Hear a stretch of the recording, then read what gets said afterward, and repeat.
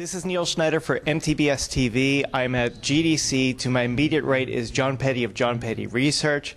Welcome to the program, John. Thank you. So I was just at your session, and you were talking about the gaming hardware market and how it's been developing. Yep. Any big surprises this year? The biggest surprise is, well, maybe it's not a surprise. It's our enthusiasm for what we're calling the Android console market. We think that's going to have an enormous growth.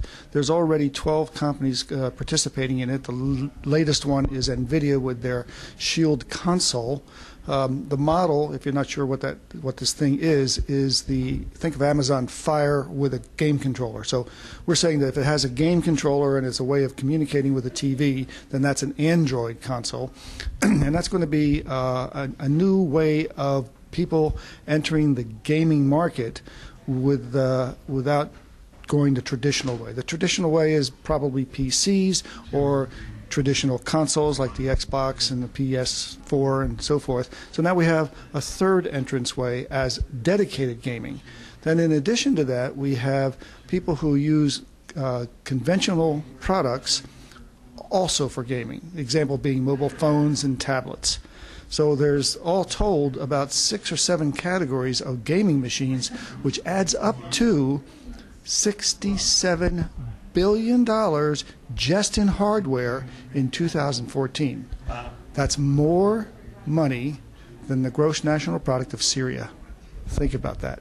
That's incredible. So why are Android consoles so popular? I mean, we've got PC available to us. Of course, we've got traditional consoles available to us. Why are Android consoles becoming so popular? Probably price point and also the cachet of Android. Google is a popular word. Why build an Android TV? I mean, we had TV already, right? Well, because it's another channel. With Android TV as an example, it's just one. Apple TV is another one, for example. We now have another way to access the Internet and get the content that's on the Internet.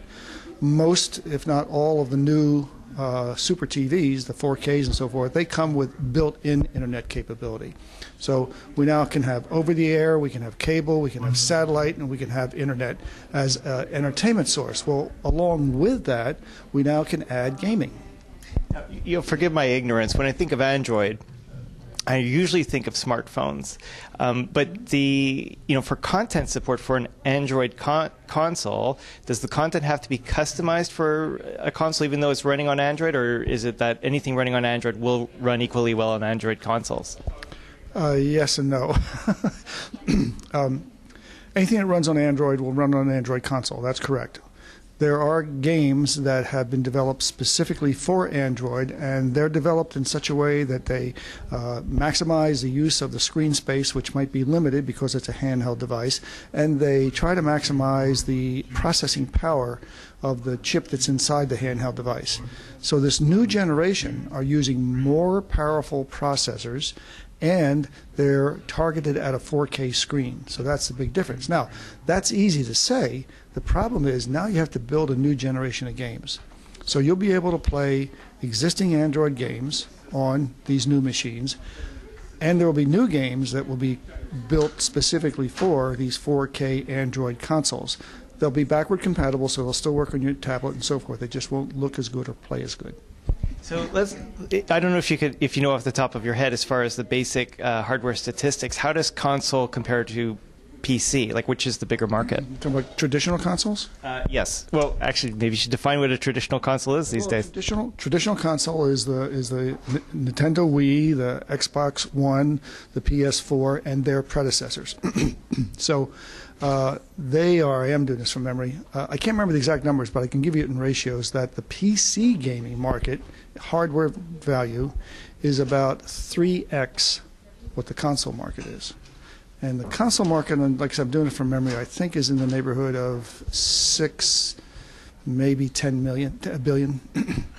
So, and when we're talking about PC, like, how do you define? Is it gaming PCs in particular, or just PCs in general? How do you differentiate? That's a tricky question because a PC is a general purpose device. So a very, very small segment of the PC market buy a PC for dedicated game playing. Me, I do that. So I have that machine, but I also have my workstation that I do real work on. The gaming machine is for research, you understand. For sure. But when people buy PCs and when they buy mobile phones and tablets and so forth, they don't necessarily buy them just to play games. But playing games is an important component in their rationale for buying.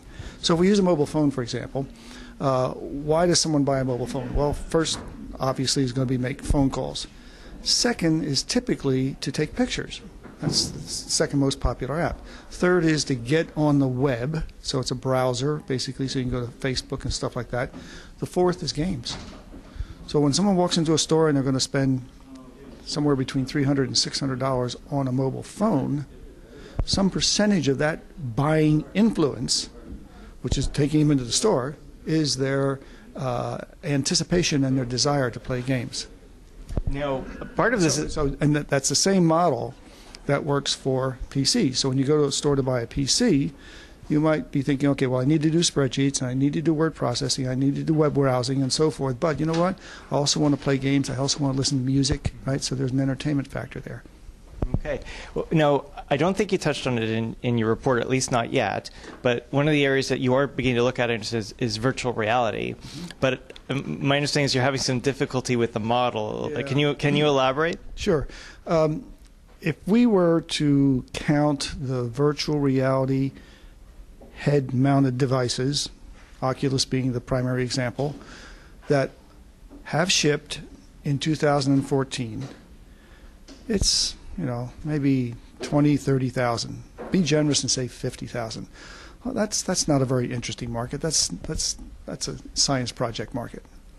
If you look at the projections of what people think could be shipping in virtual reality, we have a dichotomy, and that is that there are the big head-mounted devices like Oculus and Sony and so forth, and that's going to be a certain number. But then there's also adaptive head-mounted displays like the Samsung Gear, which takes a mobile phone, puts it into a holding device for your head, and that becomes a VR headset. That market could be gigundous. And that's what we're struggling with, is trying to figure out, okay, so the market could be, this big, and that much of it is fully equipped VR headsets, and the rest of it is accessory headsets. And so we're still playing with those numbers. So if you were to separate, let's say, the desktop PC market for headsets, mind you, consoles in there too now with Sony Morpheus and so on, from mobile, do you have a guesstimate of how big mobile VR could be?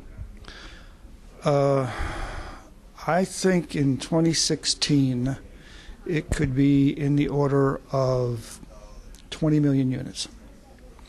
And here's why. Because if Samsung, and there'll be copycats, right?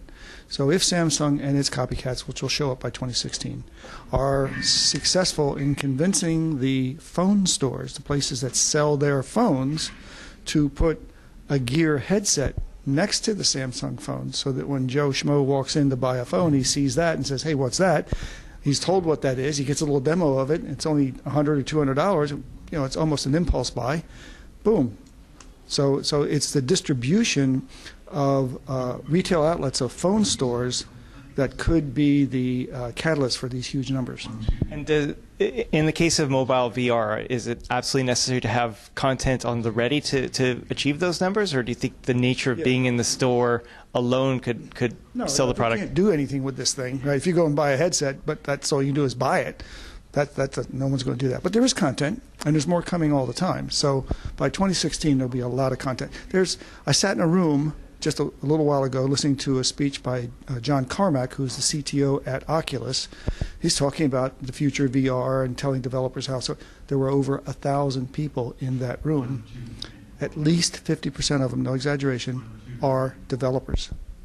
So there's 500 people at this conference that listened to a speech by John Carmack about how to develop games for virtual reality. What's the effect of that going to be? A lot of damn games are going to get developed. Good to hear. Well, thanks for joining us, John. Happy to do it. Good to see you again. This is Neil Schneider for MTBS-TV at GDC 2015. We'll be back with more. Thank you for watching.